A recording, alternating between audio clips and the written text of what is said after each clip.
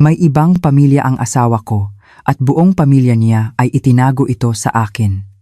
Nang dalhin ko ang kambal na anak namin, natulala ang kanyang pamilya. Sa araw ng aming ika-7 anibersaryo ng kasal, umuwi ako ng 2 oras na mas maaga mula sa trabaho. Bumili ako ng cake at red wine, gusto kong sorpresahin ang asawa kong si Jose. Nang buksan ko ang pinto, walang tao sa sala. Mula sa kwarto, narinig ko ang pabulong na boses ng biyenan kong si Carmela. Yung isa ay kailangang pumasok sa pribadong elementarya. Ang tuition ay ₱5,000 sa 1 taon. Hindi mo pwedeng pabayaan yon. Bumuntong hininga ang biyenan kong lalaki, si Antonio. Paano natin ipapaliwanag kay Maria? Paano kung malaman niya? Kahit malaman niya. Ano naman? Makikipaghiwalay ba siya? Ang boses ni Carmela ay may kasamang panunuya gaya ng dati. 6 na taon na ang kambal. Hahayaan ba niyang lumaki ang mga anak niya nang walang ama? Nakatayo ako sa labas ng pinto at ang cake na hawak ko ay nahulog sa sahig. Ang cream at strawberry ay nagkalat tulad ng durog kong puso. Nang gabing iyon, umuwi si Jose na parang walang nangyari. Hinalikan niya ako sa noo at iniabot ang isang kahon ng kuwintas. Mahal, happy 7th anniversary. Tinitigan ko ang kanyang maamong ngiti at naaalala ang mga narinig ko kaninang araw. Parang nasusuka ako. Alam ng buong pamilya. Ako lang ang hindi nakakaalam. Mayroon siyang ibang pamilya, ibang anak, at ako ang nag-iisang tanga sa pamilyang ito. Alas, 6:30 ng umaga, tumunog ang alarm clock. Pikit matang inabot ni Maria ang orasan para patayin ito at nagtagal pa ng 3 minuto sa kama. Ito ang tanging oras sa buong araw na ganap na para sa kanya. 3 minutong hindi siya asawa, hindi ina, hindi manugang. 6:33 ng umaga. Bumangon siya at tahimik na nag-ayos.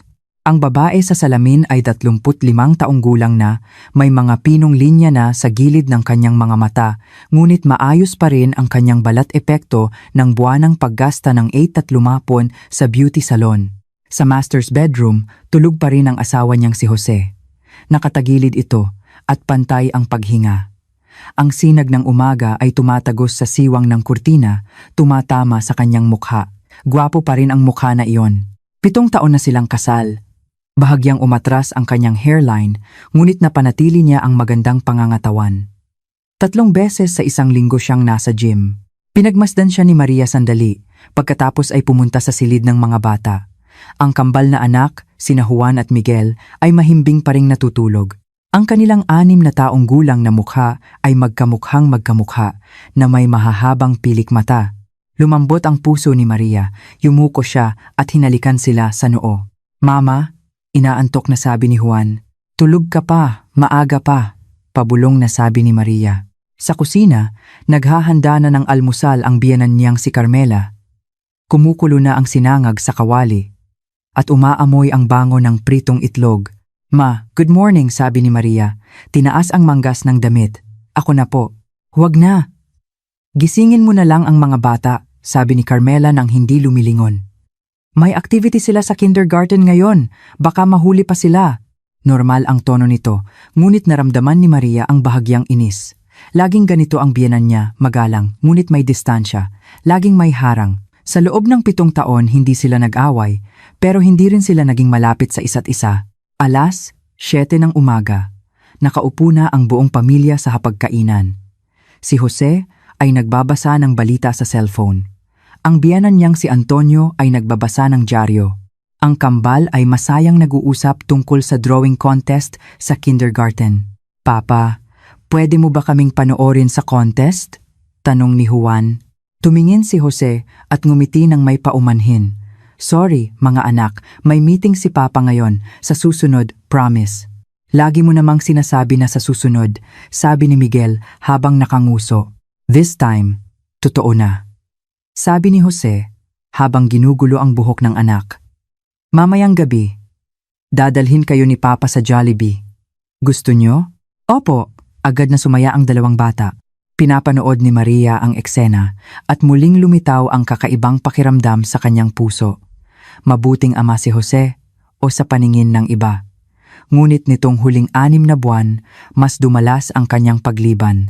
Parent-teacher meetings, family day, weekend outings laging may dahilan. Mahal, parang maputla ka. Biglang sabi ni Jose. Siguro kulang lang sa tulog, sabi ni Maria habang sumusubo ng kanin. Huwag kang masyadong magpagod. Hayaan mo na lang yung ibang bagay sa opisina, sabi ni Jose habang nilalagyan ng pritong itlog ang kanyang plato. Manager ka na ngayon, hindi mo kailangang gawin lahat. Alam niya, si Maria ay isang middle-level manager sa isang multinational company at maganda ang kanyang sahod. Noong nabuntis siya, pinayuhan siya ng kanyang biyenan na mag-resign, sinasabing kayang-kaya siyang buhayin ng pamilya Reyes. Hindi siya pumayag, pinilit niyang magtrabaho. Dahil dito, nanatiling malamig ang relasyon nila ng kanyang biyenan. Matapos ihatid ang mga bata, nagmaneho si Maria papunta sa opisina. Habang nakatigil sa traffic light, napansin niya ang isang mahabang buhok sa passenger seat, kulay berde at bahagyang kulot. Hindi sa kanya, kinuha niya ang buhok at matagal na tinitigan. Hindi nagpapasakay ng babaeng katrabaho si Jose sa passenger seat. Sinabi niya iyon noon. Kanino ito? Tumunog ang kanyang cellphone. Si Jose. Mahal, baka gabihin ako ng uwi mamaya. May client dinner. Okay. Dahan-dahan sa pag-inom. Alam ko. I love you. Pagkababa ng telepono, binalot ni Maria ang buhok sa tissue at inilagay sa kanyang bag. Baka isang katrabaho lang na nakisakay, sabi niya sa sarili. Huwag mag-isip ng kung ano-ano. Ngunit kapag naitanim na ang binhi ng pagdududa, ito ay tutubo at mag-uugat. Pagkatapos ng meeting sa hapon, bigla na lang naisipan ni Maria na pumunta sa opisina ni Jose. Bihira siyang pumunta doon. Ayaw din ni Jose na pumupunta siya, masama raw tingnan. Kilala siya ng receptionist. Ma'am Maria, hinahanap niyo po si Sir Jose? Umalis po siya kaninang hapon. Saan siya pumunta? Parang may meeting po yata sa client, umiiwas ng tingin ang receptionist. Tumango si Maria. Salamat. Umalis na siya. Sa elevator, nakasalubong niya ang assistant ni Jose, si Mark. Ma'am? Nagulat si Mark. Daan lang ako. Napadaan lang. Ngumiti si Maria. Mukhang busy siya ngayon ah. Opo, medyo busy po. Maraming projects. Hindi makatingin sa kanya si Mark. Masyadong halata. Unti-unting lumubog ang puso ni Maria. Maging ang assistant niya ay pinagtatakpan siya. 10:00 ng gabi na umuwi si Jose. Amoy alak pero hindi gaanong matapang. Habang naliligo siya, tiningnan ni Maria ang kanyang mga damit. May bahid ng pabango sa kwelyo ng kanyang polo. Pambabaeng pabango. Isang mabangong floral scent. Hindi ito ang brand na ginagamit niya. Mahal, pakikuha ng tuwalya, sigaw ni Jose mula sa banyo. Inabot ni Maria ang tuwalya. Hinawakan ni Jose ang kanyang kamay. Inilapit siya nito sa loob ng banyo. Sa gitna ng singaw, hinalikan siya nito mainit, parang noong bagong kasal sila. Ngunit naamoy ni Maria ang pabango na nagmumula sa balat nito. Anong problema? Naramdaman ni Jose ang paninigas ng kanyang katawan. Pagod lang, itinulak siya ni Maria. Maraming ginawa sa opisina ngayon. Nakahiga sa kama, mabilis na nakatulog si Jose. Si Maria ay dilat na nakatitig sa kisame. 7 taon ng pagsasama, 2 anak, isang tila perpektong buhay. Paano kung ang buhok na iyon, ang pabango na iyon, ang mga umiiwas na tingin, ay pawang nagkataon lang? Ayaw niyang isipin ng malalim. Noong weekend, sinabi ng biyenan niya na mayroon silang high school reunion at isasama niya ang kambal. Gusto sanang sumama ni Maria, ngunit sinabi ni Carmela na puro matatanda lang ang nandoon at maiilang lang sila. Ipasundo mo na lang kayo kay Jose. Huwag na, susunduin kami ng anak ni Tita Celia. Nag-aayos si Carmela ng mga damit ng apo. Doon na rin kami kakain ng hapunan. Huwag niyo na kaming hintayin. Nagtaka si Maria. Bihira ang biyenan niyang mag-ayang lumabas kasama ang mga bata at sinadya pa nitong huwag silang isama. Hapon na, nag-iisa si Maria sa bahay at naglilinis. Sa drawer ng kwarto ng biyenan niya, nakakita siya ng isang bote ng gamot. Folic acid. Gamot para sa mga buntis. 58 na ang biyenan niya. Imposibleng buntis ito. Para kanino ito? Hawak ni Maria ang bote, nanginginig ang mga kamay. Naalala niya noong nakaraang buwan, sinabi ng biyenan niya na aalagaan niya ang isang may sakit na kaibigan. 3 araw siyang nawala. Pag-uwi niya, may nahulog na flyer ng isang baby store mula sa kanyang bag. Sabi niya, inabot lang daw sa kanya sa daan. Lahat ng piraso ay nagsimulang magkabit-kabit, ngunit kailangan niya ng ebidensya. Isang direktang ebidensya na hindi maitatanggi. Lunes, nag-leave si Maria at pumunta sa isang telecommunications company. Ang mobile plan nila ni Jose ay isang family plan at ang pangunahing linya ay nasa pangalan niya. Gamit ang dahilan na nakalimutan niya ang password, nakuha niya ang call log para sa huling 6 na buwan. Isang numero ang madalas na lumitaw, halos araw-araw. Hindi mahaba ang mga tawag, ngunit regular. 8 ng umaga, 12 sigratas at 30 ng tanghali, 9 ng gabi. Isinulat ni Maria ang numero at hinanap ito sa social media. Ang profile picture ay isang babaeng nakatalikod. Ang pangalan, Isabel. Ang profile ay private, ngunit ang cover photo ay isang close-up ng magkahawak na kamay. Ang kamay ng lalaki na may relo sa pulso na kaparehong-kapareho ng kay Jose. Isang limited edition na relo. Regalo niya ito noong kaarawan ni Jose noong nakaraang taon. Nakaupo si Maria sa labi ng telco. Nanlalamig ang buong katawan. Malakas ang aircon, pero pinagpapawisan siya. 7 taon, 2 anak. Ang akala niyang masayang pamilya ay isang malaking kasinungalingan. Tumunog ang kanyang cellphone, si Jose. Mahal, anong gusto mong kainin mamaya? Uuwi ako ng maaga para magluto. Ang boses nito ay malambing pa rin gaya ng dati. Binuksan ni Maria ang kanyang bibig. Ngunit walang lumabas na salita. Gusto niyang itanong kung sino ang babaeng iyon, kung sino ang anak na iyon, gaano na sila katagal. Alam ba ng buong pamilya? Ngunit sa huli, ang nasabi niya lang ay, kahit ano, anong problema? Iba ang boses mo. May sipon lang ako, sabi ni Maria. Sige na, ibababa ko na. Busy ako. Kailangan niya ng oras. Kailangan niyang magplano. Kailangan niyang pag-isipan kung ano ang susunod na gagawin. Habang nagmamaneho pa uwi, walang tigil sa pag-iyak si Maria. Tahimik na pag-iyak, lumabo ang kanyang paningin dahil sa mga luha. Naalala niya noong araw ng kanilang kasal, sinabi ni Jose na mamahalin siya nito habang buhay. Naalala niya noong ipinanganak ang kambal at muntik na siyang maubusan ng dugo, umiiyak ito sa labas ng delivery room. Naalala niya ang bawat anibersaryo, ang mga inihanda nitong sorpresa. Peke ba lahat iyon? Ang mga lambing, ang mga pangako, ang mga araw at gabi, o baka mahal niya silang pareho? At gusto niya ng 2 pamilya. Pinunasan ni Maria ang kanyang luha. Hindi. Hindi pwede ito. Kailangan niyang malaman ang buong katotohanan. Pagkatapos, gagawa siya ng desisyon. Sa mga sumunod na araw, kumilos si Maria na parang normal ang lahat.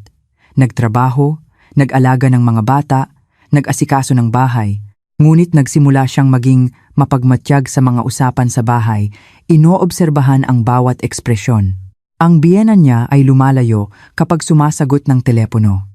Ang biyenan niyang lalaki ay tumitingin sa kanya nang may halong pagkakasala. Ang cellphone ni Jose ay laging nakataob, Biyernes ng gabi. Habang nanonood ng TV ang pamilya, tumunog ang cellphone ni Jose. Tiningnan niya ito at ibinaba. Sino yon? Kaswal na tanong ni Maria. Sales agent. Nakakainis, sabi ni Jose. Ang kulit naman pala ng sales agent na yan. Ibinaba mo na, tumatawag pa rin. Oo nga, tumayo si Jose. Maliligo na ako. Iniwan niya ang cellphone sa sofa. Tinitigan ni Maria ang itim na aparato na parang nakatingin sa isang bomba. Alam niya ang password. Lahat ng password ni Jose ay kaarawan ng kambal. Pwede niyang buksan anumang oras para makita kung ano ang ipinadala ni Isabel. Ngunit hindi niya ginawa. Hindi dahil sa takot, kundi dahil hindi pa siya handang harapin ito. Sabado, sinabi ni Maria na may overtime siya sa trabaho. Maaga siyang umalis. Nagmaneho siya papunta sa isang subdivision sa Makati. Iyon ang address na nakarehistro sa numerong iyon. Maganda ang subdivision at maayos ang landscaping. Ipinark ni Maria ang sasakyan sa gilid ng daan at naghintay. Hindi niya alam kung ano ang hinihintay niya. Siguro isang anino, isang patunay. Bandang 10:00 ng umaga, nakita niya ang sasakyan ni Jose na pumasok sa subdivision, diretsong pinapasok ng guard. Sa passenger seat, may isang babae. Berdeng kulot na buhok, magandang mukha mula sa gilid. Mahigpit na hinawakan ni Maria ang manibela. Ang kanyang mga kuko ay bumaon sa kanyang palad. Masakit, pero hindi kasing sakit ng puso niya. Pinanood niya ang sasakyan na mawala sa pagitan ng mga gusali at pagkatapos ay pinaandar ang sariling sasakyan at umalis. Walang iyak, walang sigaw, kakaibang kalmado. Oras na para magharap. Pero hindi ngayon. Isang araw bago ang kanilang ika-7 anibersaryo, pumunta si Maria sa isang law firm. Nagkonsulta siya tungkol sa diborsyo, paghahati ng ari-arian, kustodiya ng mga anak. Matapos pakinggan ang kanyang kwento, pinayuhan siya ng abogado na mangalap muna ng ebidensya. Ang ginawa ng asawa mo ay isang malaking pagkakamali. Pabor sa'yo. Yan sa paghahati ng ari-arian at sa kustodiya. Gusto ko ng kustodiya sa mga anak ko, sabi ni Maria. Sa kambal, kadalasan ay hinahati, isa sa bawat magulang. Pero kung may ebidensya ka na may pagkakamali ang kabilang partido at sapat ang iyong pinansyal na kakayahan, pwede mong ipaglaban. Makakakuha ako ng ebidensya. Paglabas sa law firm, pumunta si Maria sa bangko. Inilipat niya ang lahat ng kanyang personal na ipon sa isang bagong account. Ipon niya iyon mula sa maraming taon ng pagtatrabaho. Ang pera sa joint account nila ay hindi niya ginalaw. Kung gagalawin niya ito ngayon, makakahalata si Jose. Gabi, pumunta siya sa bahay ng kanyang mga magulang. Hindi niya sinabi ang totoo. Sinabi niya lang na namimiss niya sila. Nagluto ang kanyang ina ng masarap na hapunan. Naglabas ang kanyang ama ng paborito nitong alak. Nasaan si Jose? Bakit hindi mo kasama? Tanong ng kanyang ina. Overtime, sabi ni Maria habang nilalagyan ng alak ang baso ng ama. Ma, kung sakali lang. Kung sakali lang na maghiwalay kami, susuportahan niyo ba ako? Natigilan ang kanyang mga magulang. Anak, ano bang pinagsasabi mo? Hinaplos ng ina ang kanyang kamay. Maayos naman kayo. Bakit ka makikipaghiwalay? Nagtatanong lang. Tinitigan siya ng kanyang ama. Maria, sinaktan ka ba ni Jose? Hindi po. Yumuko si Maria at kumain. Pagod lang po ako nitong mga nakaraang araw. Kung ano-ano naiisip ko. Nang gabing iyon, natulog siya sa bahay ng kanyang mga magulang. Nakahiga sa kama kung saan siya lumaki, nakatingin sa kisame. Tuluyan nang tumulo ang kanyang mga luha. Naalala niya noong bata pa siya. Sinabi ng kanyang ama, Anak, kapag naghanap ka ng mapapangasawa, piliin mo yung mabait sa'yo.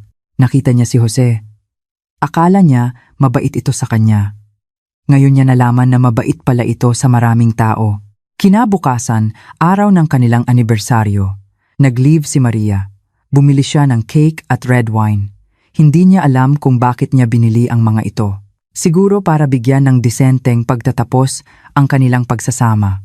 Pagkatapos, umuwi siya ng maaga. At narinig niya ang usapang iyon. Ang boses ng biyenan, ang buntong hininga ng biyenan, ang pagkakaroon ng isa pang anak, ang 505 na tuition fee. Lahat ng pagdududa, lahat ng hinala ay nakumpirma. Sa sandaling bumagsak ang cake sa sahig, naramdaman ni Maria na gumuho rin ang kanyang puso. Ngunit hindi siya pumasok para kumprontahin sila. Hindi siya umiyak o nag-iskandalo. Tahimik lang siyang nakatayo sa labas, nakikinig sa usapan sa loob.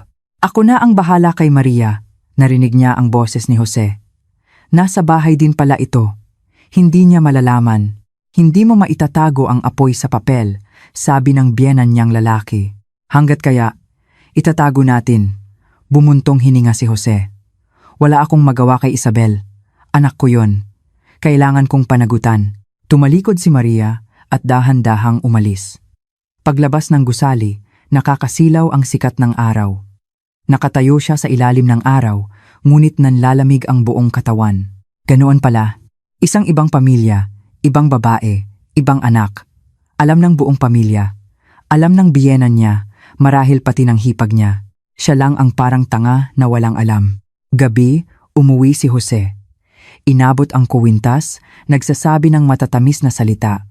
Tinitigan siya ni Maria at biglang nasuklam. Ang taong ito, ang mukha na ito, ang mga kamay na ito niyakap siya at niyakap din ang ibang babae. Sinabi sa kanya ng mahal kita at sinabi rin sa ibang babae. Tinanggap niya ang kuwintas at nagpasalamat. Pagkatapos, naligo siya. Sa ilalim ng agos ng tubig, tahimik siyang umiyak. Pagkatapos maligo, umupo siya sa harap ng salamin. Tinitigan ang sarili. 15 taong gulang. May 2 anak, may karera, at may tila perpektong pamilya. Kabanata 3. Ang pagsisimula ng pagtakas. Ngayon, ang pamilyang ito ay guguho, ngunit hindi pwedeng basta na lang masira. May mga anak siya na kailangang protektahan, may kinabukasan na kailangang ipaglaban. Binuksan ni Maria ang isang drawer at kumuha ng notebook. Nagsimula siyang magsulat ng plano. Unang hakbang, mangalap ng ebidensya. Ikalawang hakbang, tiyakin ang seguridad sa pinansyal. Ikatlong hakbang, maghanap ng magaling na abogado. Ikaapat na hakbang, magharap. Pero ang pinakamahalaga sa lahat ay ang mga anak. Ang kambal ang kanyang buhay. Hindi niya sila kayang mawala. Nang pumasok si Jose sa kwarto, nakahiga na si Maria. Mahal, tulog ka na? Pabulong niyang tanong. Hindi pa. Humiga si Jose at niyakap siya mula sa likod. Nanigas ang katawan ni Maria, ngunit hindi niya ito itinulak. May bagong project sa opisina. Baka maging busy ako, sabi ni Jose. Baka kailanganin ko ring mag-overtime sa weekend. Sorry, hindi natin na-celebrate ng maayos ang anniversary natin. Okay lang, sabi ni Maria. Totoong okay na. Dahil simula ngayon, patay na ang kanyang kasal. Sa dilim dilat ang mga mata ni Maria. Naalala niya noong magkasintahan pa lang sila, araw-araw siyang sinusundo ni Jose sa trabaho. Naalala niya noong nag-propose ito, nanginginig ang mga kamay sa kaba. Naalala niya noong ipanganak ang mga anak nila, niyakap siya nito at sinabing, "Salamat sa hirap mo." Ang mga magagandang alaalang iyon ay naging mga patalim ngayon, isa-isang humihiwa sa kanyang puso. Ngunit hindi siya pwedeng bumagsak. Para sa mga anak niya, kailangan niyang maging matatag. Kinabukasan, nag-file si Maria ng annual leave. Sinabi niyang gusto niyang dalhin ang mga bata para magbakasyon. Hindi nagduda si Jose. Binigyan pa siya nito ng credit card. Enjoy kayo ng mga bata. Kung kulang, sabihin mo lang sa akin. Tinanggap ni Maria ang card habang tumatawa ng mapakla sa kanyang isip. Siguro ito ang paraan niya para bumawi sa kanyang pagkakasala. Pero hindi niya kailangan iyon.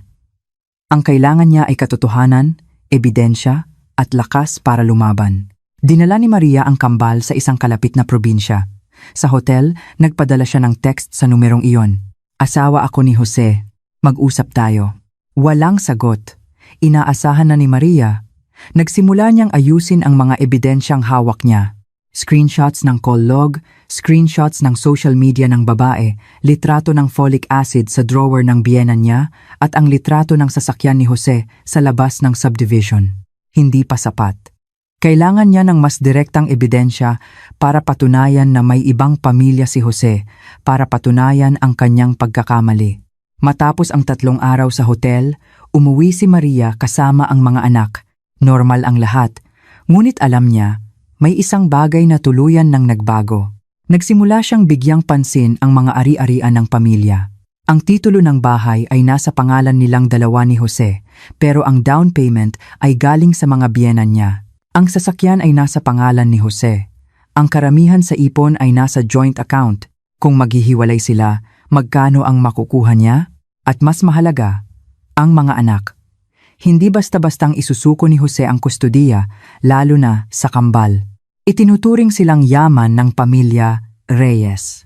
Nag-research si Maria online, nagtanong sa mga kaibigang abogado. Ang conclusion?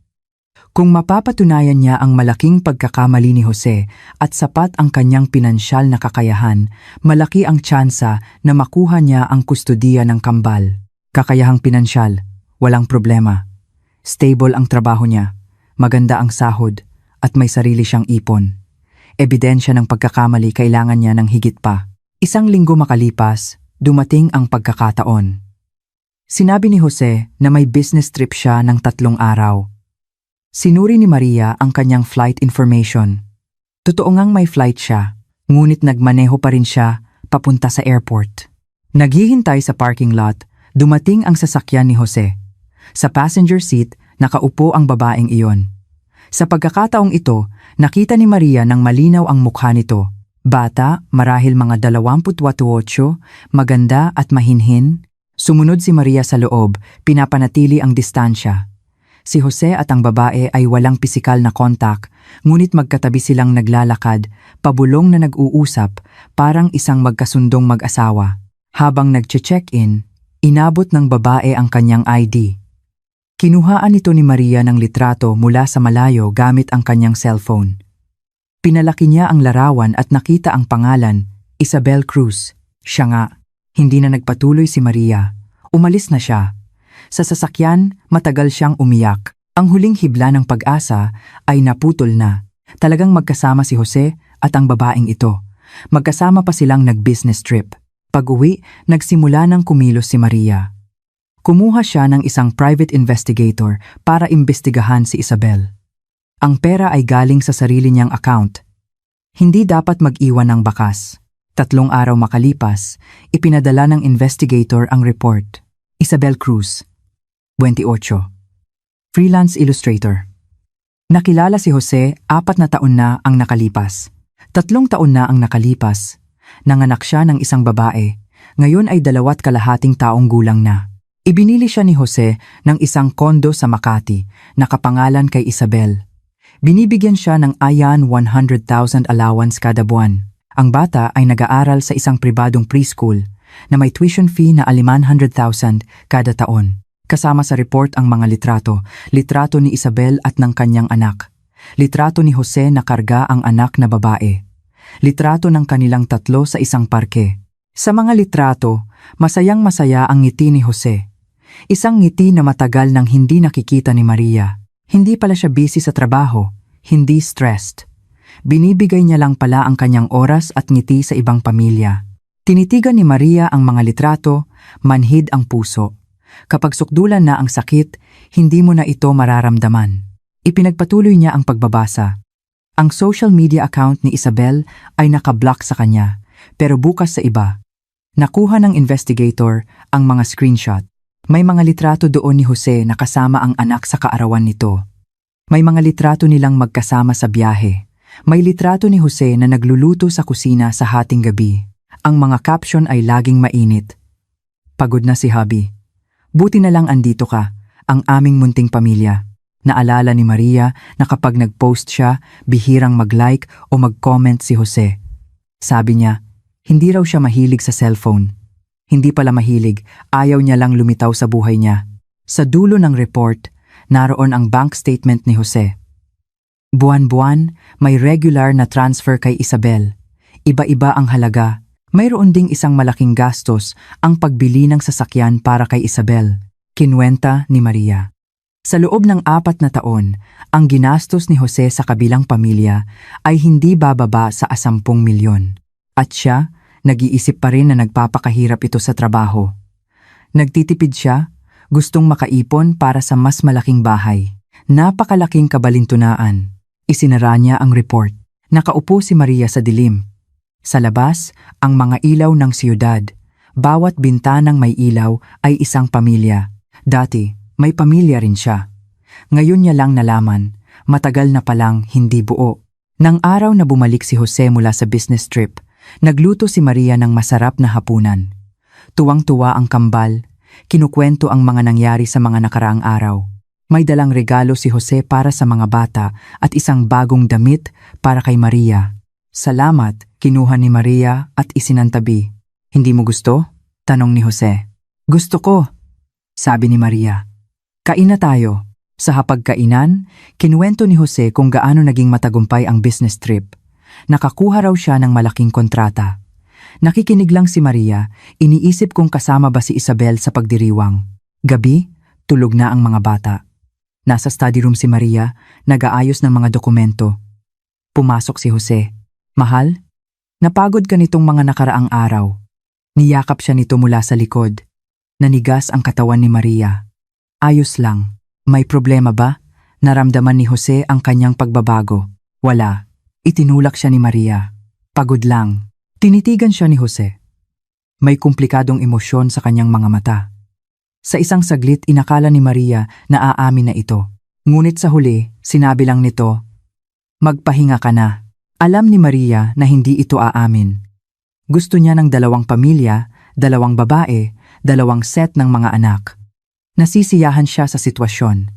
Bakit niya ito sisirain? Kung gayon, siya na ang sisira nito. Mula ng araw na iyon, nagsimula akong lihim na maghanda para sa isang pagtakas. Ang mga pasaporte ng kambal, birth certificate, ang aking bank statement at mga kopya ng lahat ng ebidensya ay itinago ko sa isang safety deposit box sa bangko. Nag-resign ako sa trabaho, ginamit ang natitirang leave at sick leave para magtagal. Walang nakapansin ng kakaiba. Ang isa pang anak ni Jose ay naospital. 3 araw siyang hindi umuwi. Nadulas ang dila ng biyenan ko. Kawawa naman yung bata, sakitin talaga. Sinamaan siya ng tingin ng biyenan kong lalaki. Pero huli na, nakangiti akong nag-empake ng gamit ng kambal. "Mama will take you to Boracay." Gusto nyo? Naghiyawan sila sa tuwa. Huli kong tinignan ang bahay na ito kung saan ako nanirahan sa loob ng 7 taon. Dala ang mga anak, umalis ako ng hindi lumilingon. Pinatay ko ang cellphone, pinutol ang lahat ng paraan ng komunikasyon. Pagkalipas ng 3 oras, tumawag si Jose sa cellphone ng biyenan ko, galit na galit. Wala si Maria at ang mga bata. At ako, nasa airport na sa kabilang dulo ng bansa, hawak ang 3 tiket papuntang Cebu. Mula ngayon, kami ay isang bagong kami. Nang lumipad ang eroplano, tuwang-tuwa sina Juan at Miguel na nakadungaw sa bintana, pinapanood ang mga ulap. Nakaupo si Maria sa gitna, yakap ang 2 anak. Payapa ang kanyang puso, isang pakiramdam na matagal na niyang hindi naramdaman. "Mama, ilang araw tayo doon?" Tanong ni Miguel. "Hanggang sa magsawa kayo," sabi ni Maria. "Paano si Papa? Hindi ba siya sasama?" Busy si Papa sa trabaho. Hinaplos ni Maria ang buhok ng anak. "Hindi ba sapat na kasama niyo si Mama?" "Sapat po," sabay na sabi ng 2 bata. Ngumiti si Maria. Sa gitna ng ngiti, nabasa ang kanyang mga mata.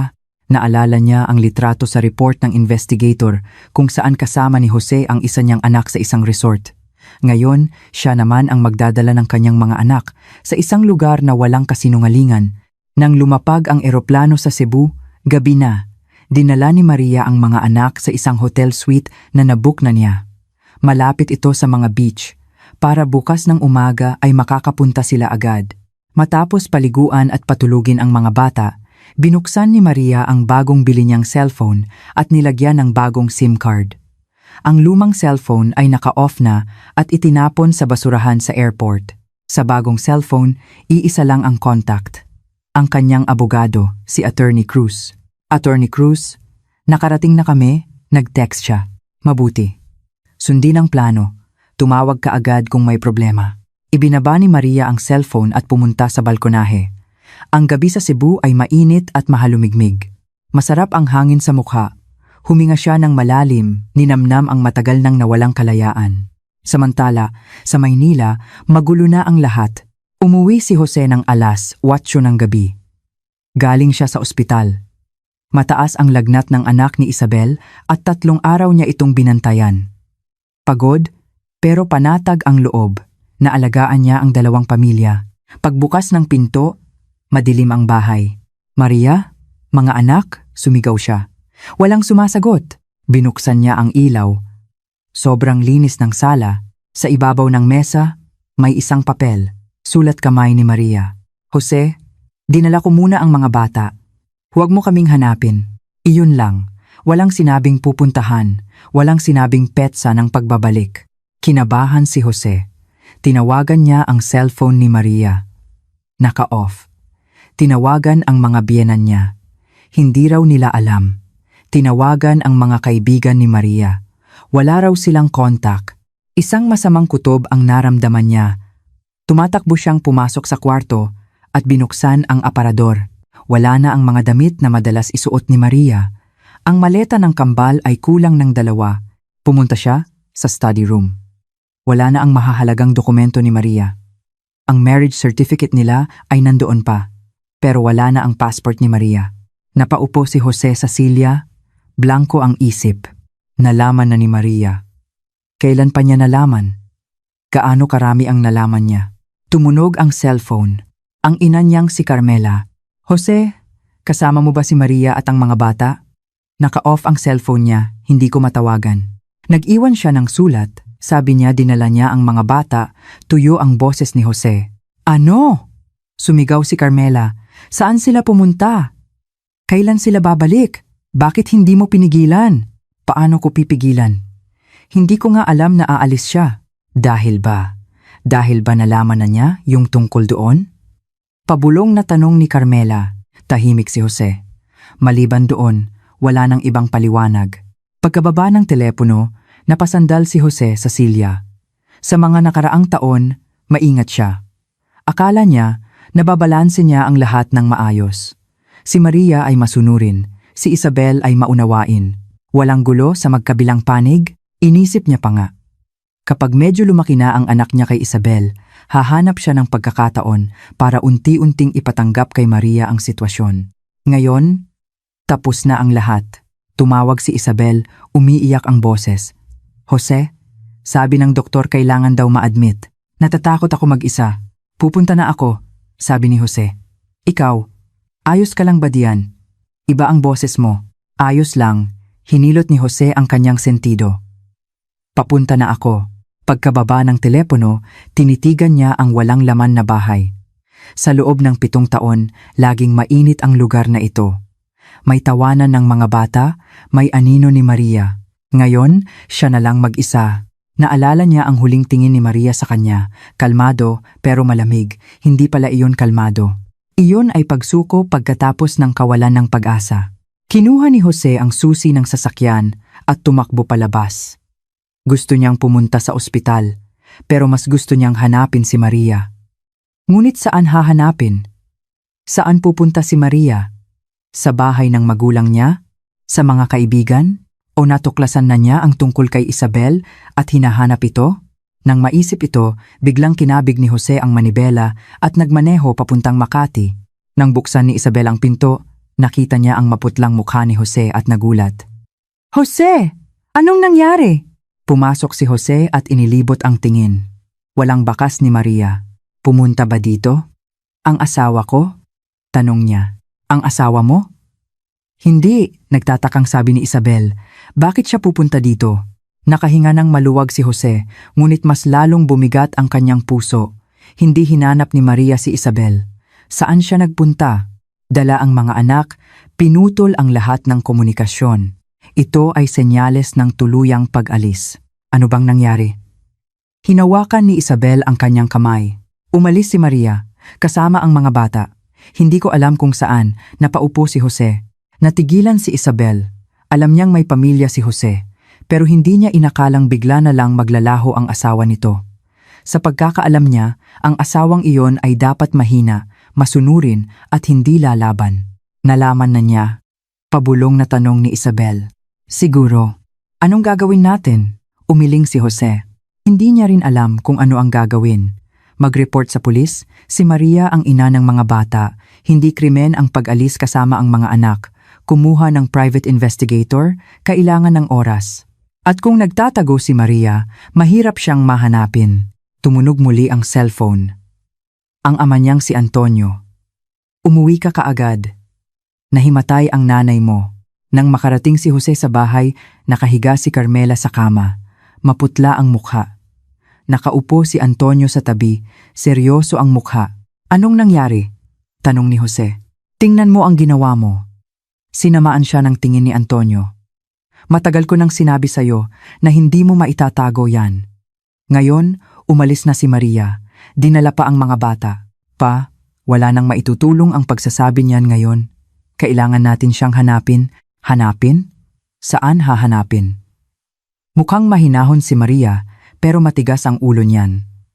Kung desidido siyang umalis, walang makakahanap sa kanya. Nagising si Carmela at hinawakan ang kamay ng anak. Jose, kailangan mong mahanap ang mga apo ko. Sila ang dugong Reyes. Alam ko ma, sabi ni Jose. Pero paano? Ang social circle ni Maria ay simple lang. Mga magulang, ilang kaibigan, mga katrabaho. Isa-isang tinawagan ni Jose. Ang sagot, hindi nila alam. Ang mga magulang ni Maria ay totoong walang alam. Sinabi lang ni Maria na magbabakasyon sila kasama ang mga bata. Hindi sinabi kung saan o kailan babalik. Jose, sinaktan mo ba si Maria? Tanong ng biyenan niyang lalaki sa telepono, mahigpit ang tono. Hindi po pa. Hindi? Bakit siya biglang aalis kasama ang mga bata nang hindi man lang namin alam kung saan? Inagaw ng biyenan niyang babae ang telepono. Jose, sinasabi ko sa iyo, kapag may nangyaring masama kay Maria, hindi kita mapapatawad. Ibinaba ni Jose ang telepono. Sumasakit ang ulo. Walang alam ang mga magulang ni Maria. Walang alam ang mga kaibigan. Ang mga katrabaho, sinabing naka-leave siya. Lahat ng lead, nawala. Gabi na. Nag-iisa si Jose sa sala. Naalala niya ang mga nakalipas na 7 taon. Mabuting asawa si Maria, mabuting ina. Inalagaan niya ang pamilya, sinuportahan ang kanyang karera, hindi kailanman nagreklamo. At ano ang ibinigay niya? Kasinungalingan. Pagkakanulo. Isang ibang pamilya. Ngayon, umalis na ito kasama ang mga anak. Ito ang parusang nararapat sa kanya. Ngunit mga anak niya iyon. Hindi niya sila kayang mawala. Sina Juan at Miguel. Ang kambal na pinalaki niya, ang kanyang karangalan. Kinuha ni Jose ang cellphone at tinawagan ang isang kaibigang private investigator. Tulungan mo akong maghanap ng tao. Urgent. Sino? Asawa ko. Kasama ang 2 anak. Nawala kaninang hapon. Natahimik ang kausap sa kabilang linya. Jose, wala pang 24 oras na nawawala ang asawa mo. Hindi pa yan ituturing na missing person ng pulis. Kaya nga sa'yo ako tumatawag, sabi ni Jose. Hindi problema ang pera. Hanapin mo lang sila agad. Sige. Ipadala mo sa akin ang mga detalye. Pagkababa ng telepono, sinimulan ni Jose na kolektahin ang impormasyon ni Maria, SSS number, passport number, cellphone number, plaka ng sasakyan. Ngayon niya lang napansin na napakakonti pala ng alam niya tungkol kay Maria. Hindi niya alam kung sino ang mga kaibigan nito, kung saan ito gustong pumunta, kung ano ang ginagawa nito kapag malungkot. 7 taon ng pagsasama, tinatanggap niya lang ang mga ginagawa nito. Pero hindi niya ito tunay na kilala. 3:00 ng madaling araw, nag-text ang investigator. Ang credit card ng asawa mo ay may transaction sa airport kaninang hapon. Bumili ng 3 tiket papuntang Davao. Davao. Nagising ang diwa ni Jose. Nagpunta si Maria sa Davao kasama ang mga bata. Maaari mo bang malaman ang specific flight? Inaalam pa. Kailangan ng oras. Hindi na makapaghintay si Jose. Agad siyang nag-book ng pinakamaagang flight papuntang Davao. 6:06 ng umaga ang lipad. Habang nag-e-empake, nag-alinlangan si Jose. Sasabihin ba niya kay Isabel? Nasa ospital pa ang anak nito. Sa huli, nag-text na lang siya. May business trip ako ng ilang araw. Tumawag ka kung may kailangan. Hindi sumagot si Isabel. 5:00 ng umaga, nasa airport na si Jose. Bago sumakay, muling nag-text ang investigator. Nalaman ko na, ang tiket na binili ng asawa mo ay papuntang Cebu, hindi Davao. Cebu, isang siyudad sa Visayas, malayo sa Davao. Bakit doon pumunta si Maria? Sigurado ka? Oo, sigurado. Ipinadala ko na sa'yo ang screenshot ng booking. Tinitigan ni Jose ang screenshot. Totoo ngang passport number ni Maria at ang destinasyon ay Cebu. Agad niyang binago ang kanyang flight, pero ang pinakamaagang flight papuntang Cebu ay sa hapon pa. Habang nakaupo sa departure lounge, tinawagan ni Jose ang mga magulang ni Maria. Sinabi niyang posibleng nagpunta si Maria sa Cebu. Cebu? Anong gagawin niya doon? Tanong ng biyenan niyang babae. Hindi ko po alam. Pa, ma, kung sakaling tumawag si Maria sa inyo, sabihin niyo po agad sa akin. Hindi pwedeng lumaki ang mga bata ng walang ama. Ngayon mo lang nalaman na hindi pwedeng walang ama ang mga bata? Malamig na sabi ng biyenan niyang lalaki. Ano bang ginawa mo noon? Ibinaba ang telepono. Hawak ni Jose ang cellphone. Nanlalamig ang puso.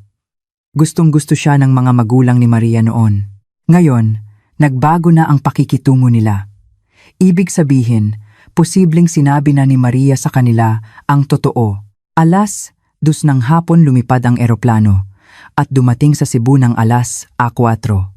Pagkababa pa lang binuksan agad ni Jose ang cellphone. May text mula sa investigator. Nag-check-in ang asawa mo sa isang hotel sa Cebu. Ipadadala ko ang address. Sumakay si Jose ng taxi at dumiretso sa hotel. Habang nasa biyahe, iniisip niya ang eksena kapag nakita niya si Maria. Hihingi siya ng tawad, magpapaliwanag, hihilingin na patawarin siya. Sasabihin niyang mahal niya ito, mahal niya ang mga anak, at hindi niya sila kayang mawala. Pagdating sa hotel, dumiretso si Jose sa front desk. Hinahanap ko si Maria Santos. Kasama niya ang 2 batang lalaki na kambal. Dapat naka-check-in sila dito. Tiningnan ng receptionist. Pasensya na po, sir. Pero walang ganyang bisita dito. Imposible. Ngayon lang sila nag-check-in. Sir, wala po talaga. Ipinakita ni Jose ang address ng hotel na ipinadala ng investigator. Ito ang hotel. Paki-check po ulit ng maigi. Muling tiningnan ng receptionist. Umiling ito. Wala po talaga, sir. Wala po kaming bisita na ganyan ang pangalan. Baka gumamit ng ibang pangalan. Natigilan si Jose. Gagamit ng ibang pangalan si Maria? Saan siya kukuha ng ibang ID? Tumawag ang investigator. Jose, nalaman ko na nag-book nga ang asawa mo sa hotel na yan, pero hindi siya nag-check-in. Ginamit niya ang credit card mo para mag-book. Posibleng pain lang yon. Anong ibig mong sabihin? Posibleng sinadya niyang gamitin ang card mo para mag-book ng hotel, para papuntahin ka sa Cebu, pero sa totoo lang, nasa ibang lugar siya. Sa galit, halos ibato ni Jose ang cellphone. Pinaglalaruan siya ni Maria. Sinadya niyang mag-iwan ng clue para habulin niya ito sa Cebu, habang siya ay nasa ibang lugar. Nasaan siya ngayon? Inaalam pa. Naka-off ang cellphone niya at hindi na ginagamit ang credit card. Mahirap siyang i-trace. Nakatayo si Jose sa lobby ng hotel, pinapanood ang mga taong dumadaan. Bigla siyang nakaramdam ng panghihina. May plano si Maria, matagal na niya itong pinlano, bawat hakbang ay kalkulado. At siya, parang tanga na sumusunod lang sa gusto nito. Dumilim na. Naglakad si Jose sa mga kalsada ng Cebu nang walang patutunguhan. Hindi niya alam kung saan hahanapin. Hindi niya alam kung ano ang ginagawa ni Maria at ng mga bata. Kumain na ba sila? Maayos ba ang tulog nila? Namimiss ba ng mga bata ang kanilang ama? Biglang naisip ni Jose ang isang posibilidad. Nag-abroad kaya si Maria? May passport siya. Ang passport ng mga bata ay kinuha rin noong 1 taon para daw sa future travel. Kung nag-abroad sila, mas mahirap silang hanapin. Agad niyang tinawagan ang investigator. I-check mo ang immigration records. May record ba si Maria at ang 2 bata na umalis ng bansa? Kailangan niya ng clearance. Susubukan ko. Ang paghihintay ay sobrang haba. Kumuha si Jose ng hotel at hindi nakatulog buong gabi. Paulit-ulit niyang inaalala ang mga kilos ni Maria nitong mga nakaraang buwan, naghahanap ng kahit anong senyales. Kailan siya nagsimulang magduda? Kailan siya nagsimulang magplano? Bakit wala siyang napansin? Kinabukasan ng umaga, tumawag ang investigator. Na-check ko na. Walang record na umalis sila ng bansa. Nasa Pilipinas pa rin ang asawa mo at mga anak. Nakahinga ng maluwag si Jose. Nasa Pilipinas pa sila. May pag-asa pang mahanap. Ngunit nagpatuloy ang investigator. Nalaman ko na 1 buwan na ang nakalipas. Nagbukas ang asawa mo ng isang safety deposit box sa isang bangko. Ang address ay dito sa Cebu. Cebu. 1 buwan na ang nakalipas, pumunta na si Maria sa Cebu. Ano ang laman ng safety deposit box?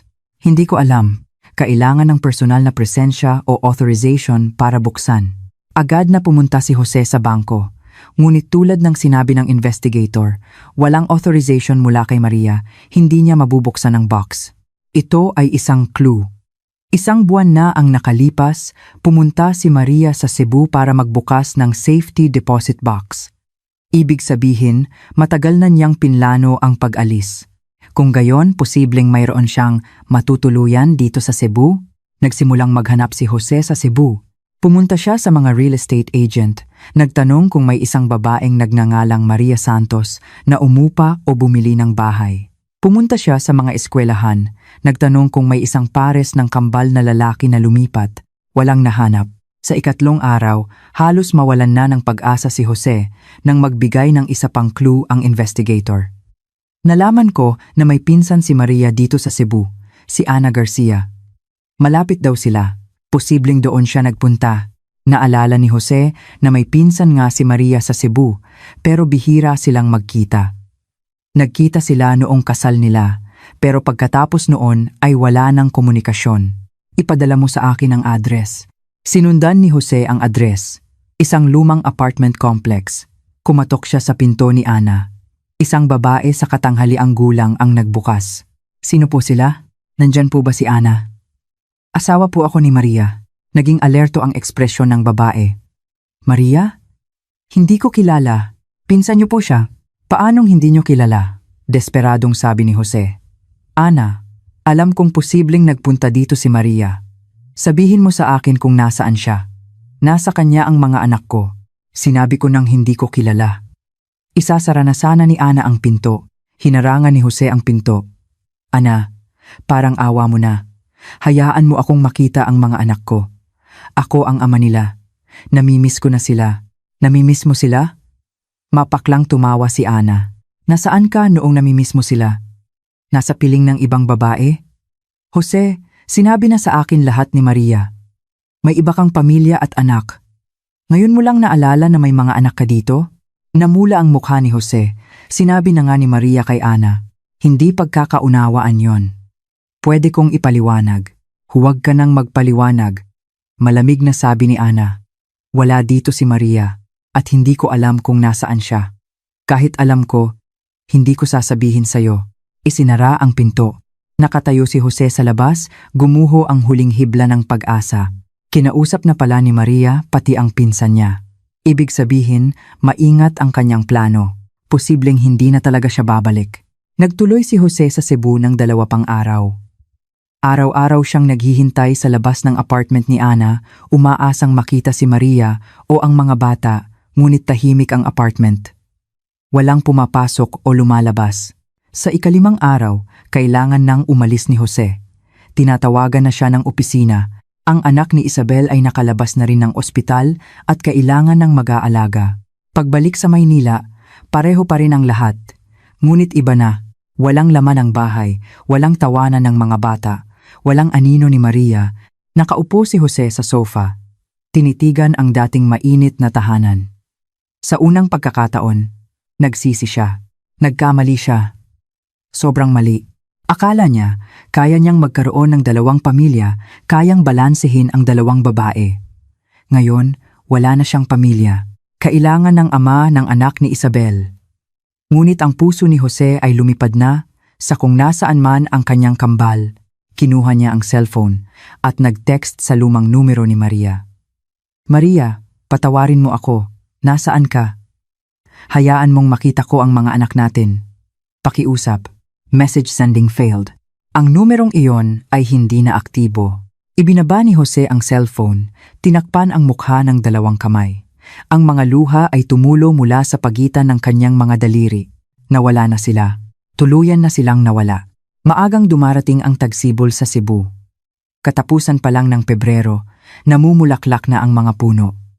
Ang inuupahang apartment ni Maria ay may magandang komunidad. May playground, swimming pool, at library. Mabilis na naka-adjust ang kambal sa bagong kapaligiran.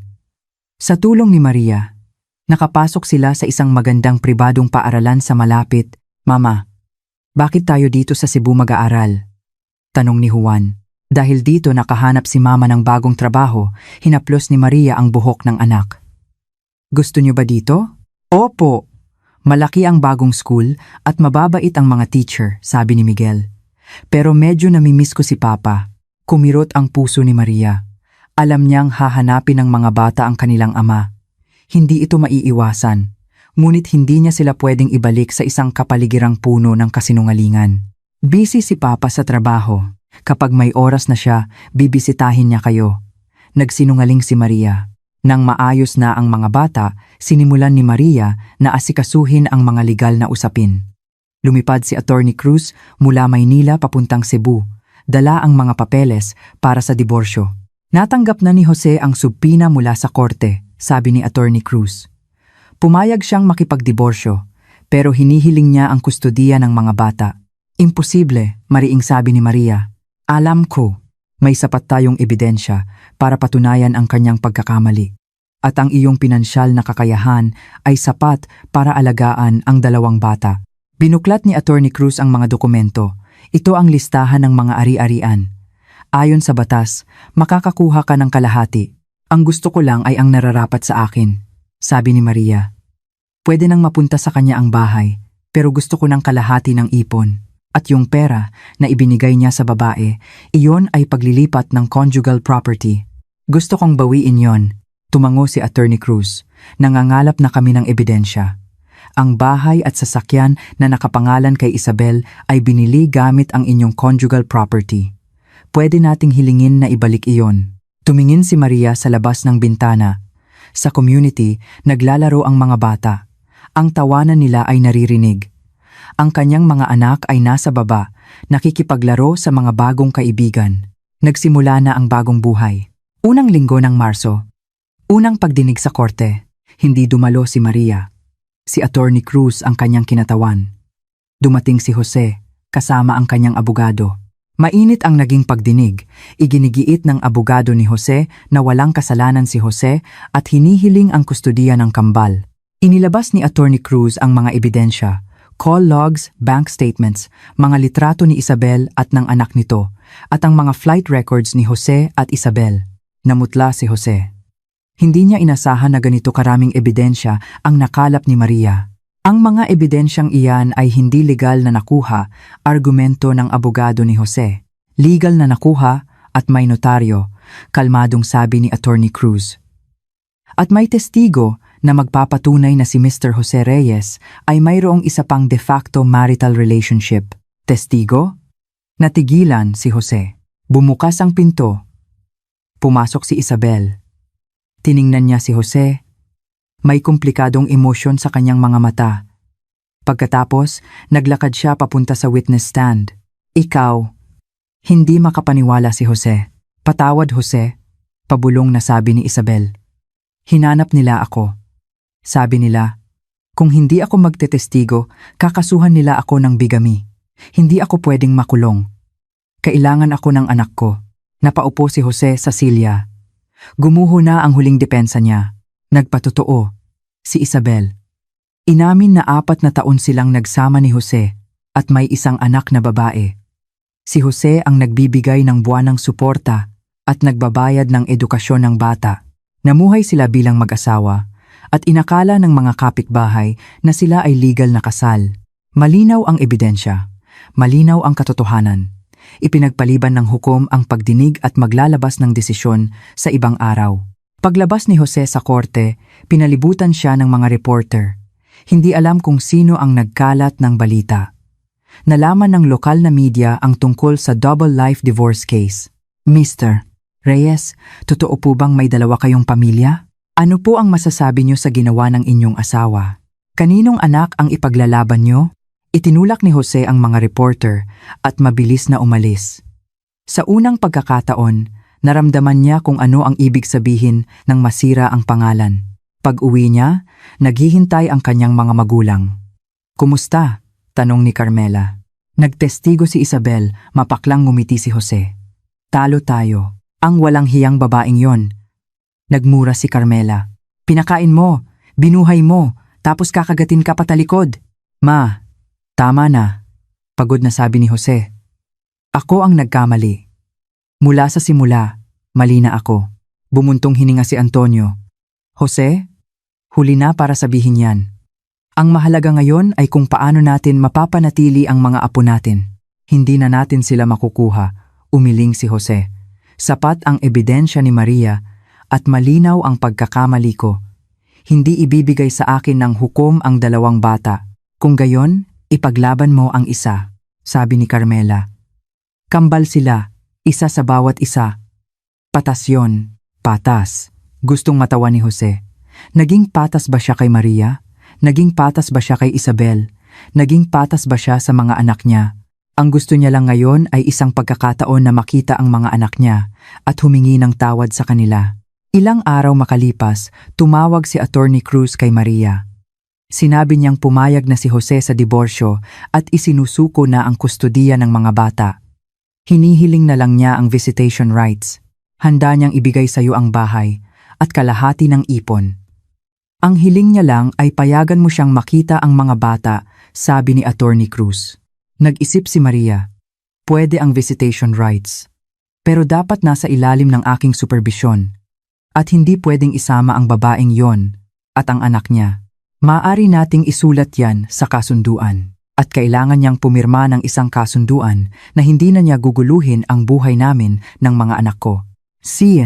Unang linggo ng Abril, formal na nilagdaan ang kasunduan sa diborsyo. Nakuha ni Maria ang kalahati ng halaga ng bahay, kalahati ng ipon at bahagi ng perang ginastos ni Jose para sa bahay at sasakyan ni Isabel. Nang pumirma si Jose, nanginginig ang kanyang kamay. 7 taon ng pagsasama, nagtapos na. Pwede ko bang makita ang mga anak ko? Tanong niya kay Attorney Cruz. Sabi ni Miss Santos, kapag naka-adjust na ang mga bata sa bagong kapaligiran, aayusin niya ang pagkikita niyo. Tumango si Jose, may luha sa kanyang mga mata.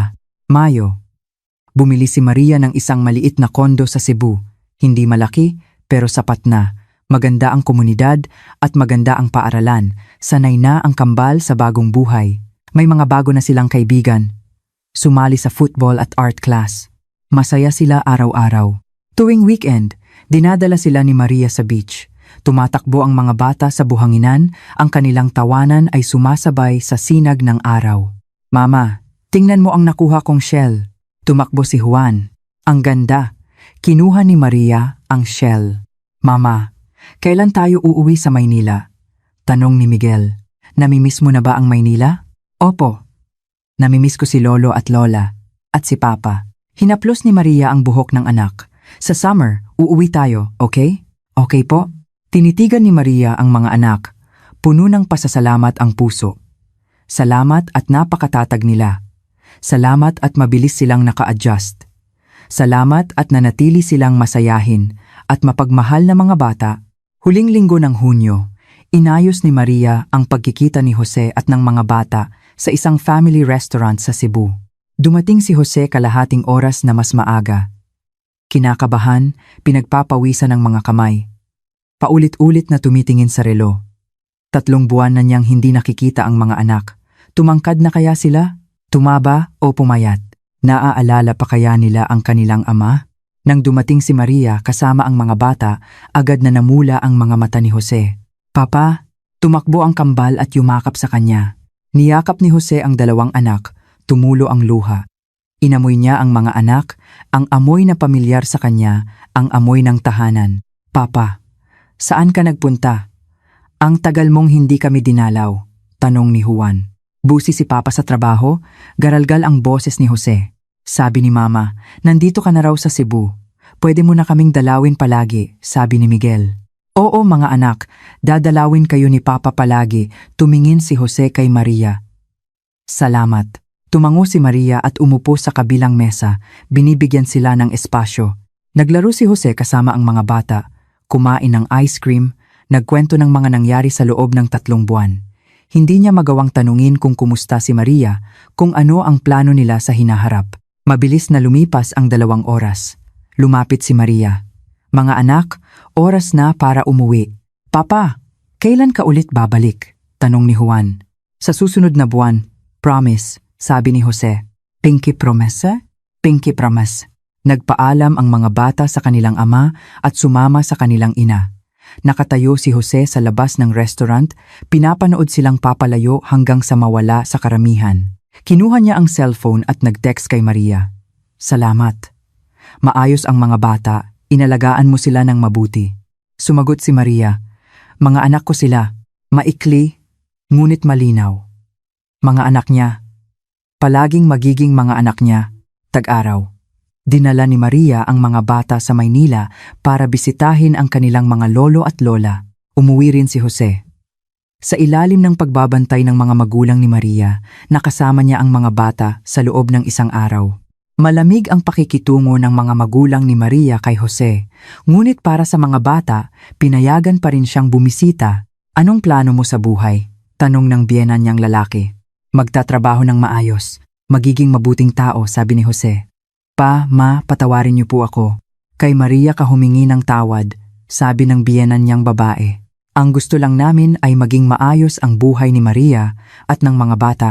Tumango si Jose. Alam niyang may mga pagkakamaling hindi na maitatama, may mga sugat na hindi na maghihilom. Ang kaya niya lang gawin ay respetuhin ang desisyon ni Maria at gampanan ang kanyang tungkulin bilang isang ama. Agosto. Na-regular si Maria sa bago niyang trabaho sa Cebu. Isang middle manager sa isang multinational company. Mas mataas ang sahod kaysa dati at mas maganda ang working environment.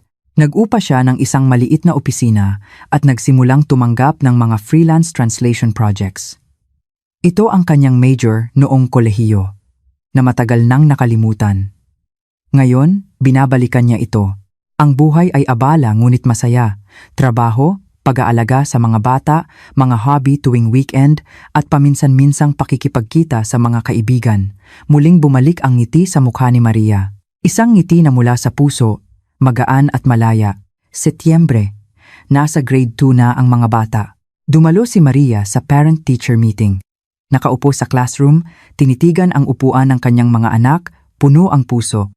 Sinabi ng guro, isang batang babae, Ma'am Maria, mabilis pong naka-adjust sina Juan at Miguel.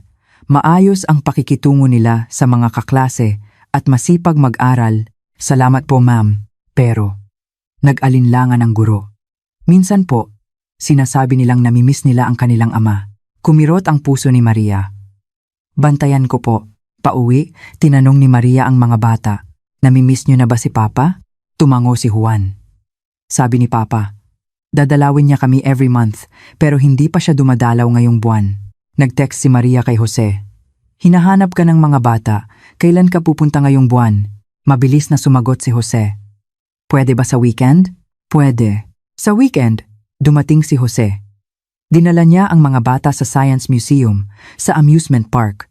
Buong araw silang naglaro. Nang ihatid niya ang mga bata sa gabi, iniabot niya kay Maria ang isang sobre. Ano to? Child support.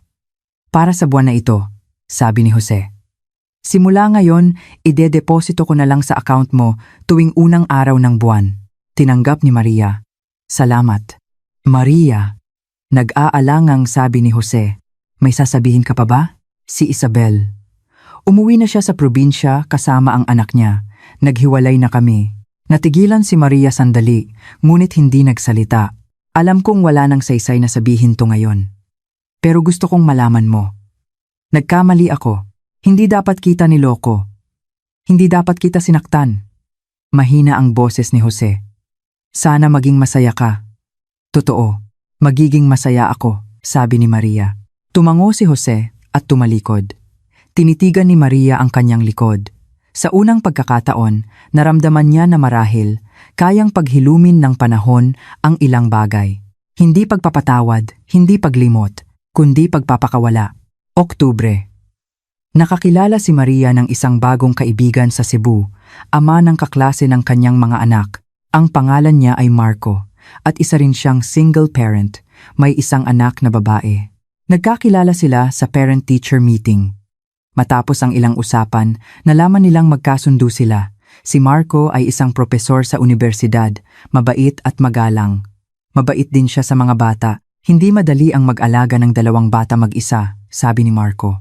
Nakasanayan na ngumiti si Maria.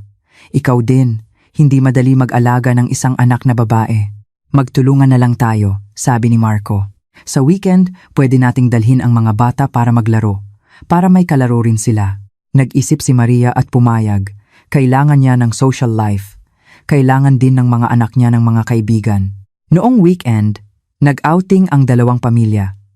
Ang anak ni Marco, si Maya, ay 7 taong gulang, tahimik at maganda. Nakasundo niya agad ang kambal. Nakaupo si Maria at Marco sa damuhan, pinapanood ang mga bata. Madalas bang dumalaw ang dati mong asawa? Tanong ni Marco. 1 beses sa 1 buwan, sabi ni Maria. Maayos naman siya ngayon. Nagbibigay ng suporta sa tamang oras, dumadalaw sa tamang oras. Mabuti yan, sabi ni Marco. Anuman ang naging relasyon ng mga magulang, hindi dapat maapektuhan ang mga bata. Tumango si Maria. Ganoon din ang iniisip niya. Kaya pinapayagan niyang dumalaw si Jose, pinapayagan niyang manatili ang koneksyon ng mga bata sa kanilang ama. Para ito sa mga bata, hindi para kay Jose. Nobyembre. Nakakuha si Maria ng isang malaking proyekto at kumita ng malaki. Dinala niya ang mga bata sa isang biyahe. Pumunta sila sa lugar na matagal na nilang gustong puntahan, Disneyland. Sa harap ng kastilyo, tuwang-tuwa ang kambal na nagpapakuha ng litrato. Tinitigan sila ni Maria. Naalala ang sarili niya 1 taon na ang nakalipas, sa malamig na bahay na iyon, nakikinig sa biyenan na pinag-uusapan ang tuition fee ng ibang bata. Ngayon, tapos na ang lahat. May bago na siyang buhay, bagong trabaho, bagong kaibigan. Ang mga anak niya ay malusog at masaya. Ito ang pinakamalaking kaligayahan, Pasko. Nagtapat si Marco kay Maria. Alam kong hindi pa tayo matagal na magkakilala. Pero para sa akin, isa kang mabuting babae, isang mabuting ina, seryosong sabi ni Marco. Gusto kong makasama ka. Sabay nating alagaan ang mga bata, hindi agad sumagot si Maria. Kailangan niya ng oras, kailangan niyang pag-isipan. Ang mga sugat mula sa nakaraang pagsasama ay naroon pa. Natatakot siyang pumasok sa isang bagong relasyon. Bigyan mo ako ng panahon para pag-isipan, sabi niya. Sige, hihintayin kita. Bagong taon. Dinala ni Maria ang mga bata sa Maynila para magdiwang kasama ang kanyang mga magulang. Naghanda ang kanyang ina ng masaganang Noche Buena. Maria, pumayat ka, sabi ng kanyang ina. Mas maganda kapag payat, ngumiti si Maria. Kumusta naman, yung si Marco? Tanong ng kanyang ama. Mabait po, mabait din sa mga bata. Kung gayon, pag-isipan mo, sabi ng kanyang ina. Bata ka pa, hindi pwedeng mag-isa ka habang buhay, tumango si Maria. Alam niyang nag-aalala ang mga magulang niya. Ngunit may sarili siyang ritmo. Pagkatapos ng bagong taon, bumalik sila sa Cebu. Nagpatuloy ang buhay. Trabaho, pag-aalaga sa mga bata, paminsan-minsang pakikipag-date kay Marco. Dahan-dahan, ayon sa daloy ng buhay. Tagsibol. Opisyal na naitatag ang translation agency ni Maria. Nag-resign siya sa kanyang corporate job para pagtuunan ng pansin ang sariling negosyo. Mahirap, pero malaya at may pakiramdam ng tagumpay. Sa ika-8 kaarawan ng kambal, lumipad si Jose mula Maynila para magdiwang kasama sila. May dala siyang regalo, cake at isang sulat para sa inyo. Basahin niyo kapag nakaalis na si Papa, sabi ni Jose. Nagblow ng kandila ang mga bata, naghiwa ng cake, masayang-masaya. Tinitigan sila ni Jose, may luha sa kanyang mga mata. Maria, salamat, sabi niya. Para saan? Salamat sa pagpapalaki mo sa kanila ng maayos, sabi ni Jose. Salamat at pinapayagan mo pa rin akong makita sila. Hindi nagsalita si Maria. Ginagawa niya ito para sa mga bata, hindi para kay Jose. Nang umalis si Jose, binuksan ng mga bata ang sulat. Mahaba ito. Isinulat ni Jose ang kanyang pangungulila sa mga anak, ang kanyang pagsisisi at ang kanyang mga pangako para sa hinaharap. Sabi ni Papa, mamahalin niya kami palagi. Sabi ni Juan, hinaplos ni Maria ang buhok ng anak. Mahal kayo ni Papa palagi. At mahal din kayo ni Mama palagi. Mahal namin si Mama. Yumakap ang dalawang bata sa kanya. Niyakap ni Maria ang mga anak, puno ng pasasalamat ang puso. Salamat sa pagsubok na ito na nagpatatag sa kanya. Salamat sa mga anak niya na nagbigay sa kanya ng lakas para magsimulang muli. Tag-araw, tinanggap ni Maria ang alok ng kasal ni Marco. Walang malaking kasalan. Isang simpleng salo-salo lang kasama ang dalawang pamilya. Masaya ang mga bata. Sinasabing mayroon na silang kapatid na babae. Nang araw na ikinasal sila, nag-post si Maria sa social media. Muling pagsisimula. Nagpapasalamat sa lahat. Ang larawan ay isang family picture ng kanilang 4.